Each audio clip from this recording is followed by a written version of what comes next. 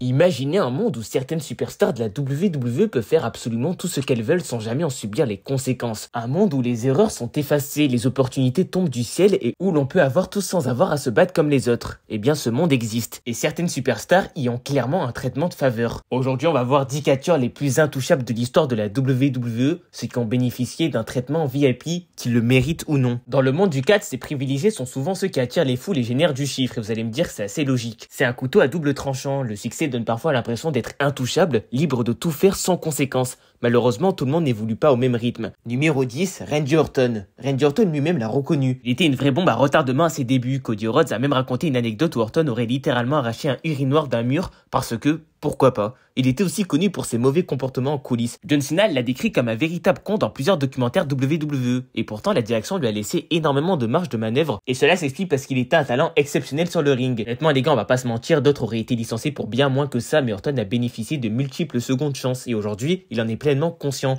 Il a changé, il a mûri, il est devenu une figure respectée du vestiaire. Comme quoi on peut évoluer. Et aujourd'hui, Randy Orton fait partie de mes catcheurs préférés. Mais bon, là je divague, revenons à notre sujet. Numéro 9, John Cena. Et oui, j'en ai parlé il y a quelques instants de John Cena. Je tiens à préciser que même si le titre de cette vidéo peut porter à confusion, ça ne signifie pas forcément qu'une personne profite sans raison. Parfois, c'est simplement une question de statut. Et en exemple, on peut prendre John Cena. Dès sa gimmick de rappeur, il a explosé. Et honnêtement, 99% des catcheurs n'auraient jamais eu droit à autant d'opportunités aussi rapidement. Puis est venue la fameuse période où une moitié du public l'adorait, tandis que l'autre ne pouvait plus la supporter. Tout ça a même donné naissance au Cena Wins LOL, un célèbre mème. Et oui, c'est vrai que la WWE aurait pu ajuster son booking, mais au lieu de ça, ils ont doublé la mise. Et si Cena n'avait pas été Cena, ça aurait été un désastre. Mais il a su transformer cette dynamique en force et en moment iconique. Il vendit du merch comme personne, et beaucoup d'autres n'ont pas eu ce luxe d'adaptation. Certains ont été écartés sans management, alors que Cena a eu le droit à une longue carrière et même un adieu progressif. Bon, j'avoue, même si celui-ci est un petit peu parti en cacahuète puisqu'il a fait un heel turn. Mais bon, honnêtement, je dis pas ça parce que j'aime John Cena, mais si quelqu'un méritait ce traitement, bah c'est bien lui, il a tout donné pour la WWE et ça on peut pas le nier. Numéro 8, Hulk Hogan. Là, on parle d'un autre niveau. Dans les années 80, Hogan n'était pas seulement la plus grande star du catch, il était une star, point. Cela n'excuse pas ses actions en dehors du ring ni certaines décisions backstage. Et en exemple parfait, on peut prendre WrestleMania 6. Il était censé être sur la carte pour un simple match par équipe, mais ça ne lui suffisait pas. Il a donc insisté pour s'incruster dans le main event, battre Yokozuna en quelques secondes et repartir champion. Est-ce que vous imaginez un autre catcheur obtenir ce passe-droit? Bien sûr que non. Même un talent de haut niveau n'aurait jamais eu ce traitement. Et Hogan, lui, pouvait dicter ses propres règles. Et quand le public a fini par se lasser de lui, il a simplement pris la porte. C'est simple. À son apogée, il avait un pouvoir que peu de catcheurs ont jamais eu. Numéro 7, Chyna. Chyna était exceptionnelle, elle a brisé toutes les barrières, mais soyons honnêtes, sans un certain traitement de faveur, elle n'aurait jamais eu ces opportunités. Dans les années 90, elle était tellement boostée que la WWE la plaçait dans la division masculine. Première femme dans le Royal Rumble, championne intercontinentale, c'était du jamais vu. Chris Jericho a même raconté une histoire où il s'est fait engueuler par Vince McMahon pour avoir frappé trop fort Chyna lors d'un match. Ça, c'est un traitement assez spécial. Si le rôle avait été inversé, le vestiaire aurait juste dit à Chyna de grandir. Le problème, c'est que ce traitement a une fin brutale. Elle voulait un contrat du niveau de Steve Austin, ce qui n'allait jamais arriver. Et la WWE n'a pas voulu négocier et l'a écarté. Un énorme gâchis, mais malgré tout, personne ne pourra lui enlever ce qu'elle a accompli. Numéro 6, Triple H. Là, on touche un sujet sensible. Pendant des années, certains ont utilisé l'argument du mari de la patronne pour expliquer son succès. Bien sûr, être marié à Stephanie McMahon a eu des avantages, mais dire que Triple H n'a pas bossé pour son succès serait ridicule. Regardez son run entre 2000 et 2001. Il était l'un des meilleurs heels de l'histoire. Cela dit, il a aussi bénéficié de situations, disons, assez favorables. Comme par exemple à WrestleMania 19 où il a battu Booker T alors que tout le monde s'attendait à une victoire du face. Ou encore en 2002 quand Eric Bischoff lui a littéralement offert le World Heavyweight Championship sur un plateau. C'était un excellent catcheur, mais il a eu des privilèges qui ont laissé des traces. Numéro 5, Charlotte Flair. Alors oui, Charlotte Flair n'est pas première, vous êtes un peu choqués, c'est vrai que tout le monde s'attendait à une Charlotte Flair en première position, notamment ce qui s'est passé récemment avec sa victoire au Royal Rumble. Mais voilà, Charlotte Flair est sans doute l'une des meilleures lutteuses de l'histoire, on va pas se mentir. Mais soyons clairs, son nom lui a ouvert des portes que d'autres n'auraient jamais pu franchir. Et là, comme exemple, j'ai WrestleMania 35. Les fans voulaient Becky Lynch contre Ronda Rousey en 1 contre 1. Au lieu de ça, la WWE a ajouté Charlotte parce que c'est Charlotte Flair, tout simplement. Et la WWE a essayé de la booker comme babyface à plusieurs reprises, mais ça n'a jamais pris. Et à votre avis, pourquoi? Parce qu'on sent qu'elle a un traitement spécial et honnêtement, elle devrait embrasser ce rôle d'héritière arrogante au lieu d'essayer d'être aimée du public. Cela dit, talentueuse ou pas, quand on est Flair, on a des avantages que d'autres n'auront jamais. Numéro 4, Lex Luger. Lex Luger est souvent sous-estimé, mais il a été adoré des fans. Pourtant, sa carrière a clairement été boostée par son apparence physique. Et en 1992, Vince McMahon était tellement obsédé par son look qu'il a signé pour sa World Bodybuilding Federation, une ligue qui n'avait rien à voir avec le catch.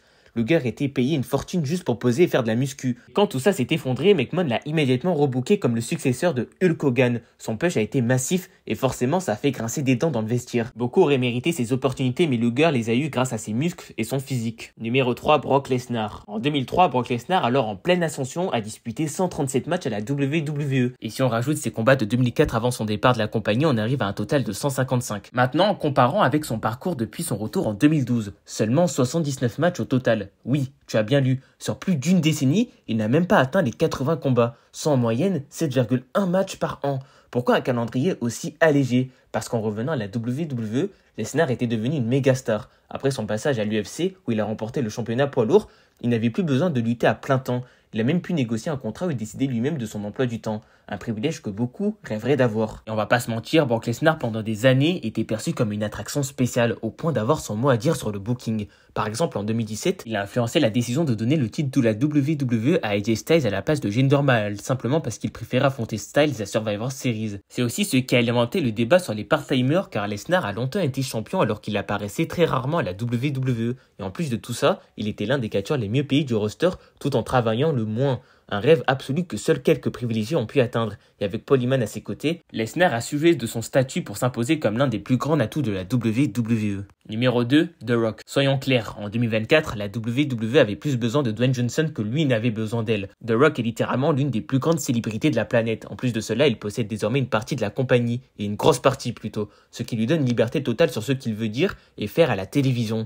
Et cette influence a été évidente dans sa rivalité avec Cody Rhodes, où il a dicté le rythme de la storyline. D'ailleurs, il y a un documentaire qui en parle directement dans la chaîne YouTube de la WWE. Par exemple, si un segment devait durer plus longtemps que prévu, le reste du show était réorganisé pour lui faire de la place. Cela a d'ailleurs causé des tensions en coulisses, certains catcheurs se plaignant d'être mis de côté. Mais soyons honnêtes, si The Rock veut parler, qui va lui dire non? Son statut est incomparable. Je veux dire, si une autre célébrité de son niveau venait à la WWE, elle aurait le même contrôle. Tu vas vraiment dire à un Matt Damon quoi faire? J'en doute. The Rock connaît le business et sait exactement comment maximiser son impact. Et puis son retour à WWE Bad Blood a prouvé à quel point il est incontournable. Et aujourd'hui, il n'est plus simplement une légende du catch. Il est une institution à lui tout seul. Et enfin, on finit avec Shawn Michaels. Avant même l'ère d'internet, les rumeurs sur Shawn Michaels circulaient déjà dans tous les vestiaires. Son attitude backstage était légendaire, et pas toujours en bien. Entre ses tensions avec Vince McMahon, la fameuse histoire du sourire perdu, ses altercations en coulisses et ses caprices sur le ring, Shawn Michaels semblait intouchable. Pourquoi? Parce qu'à l'époque, la WWE ne pouvait pas se permettre de perdre un autre top talent au profit de la WCW.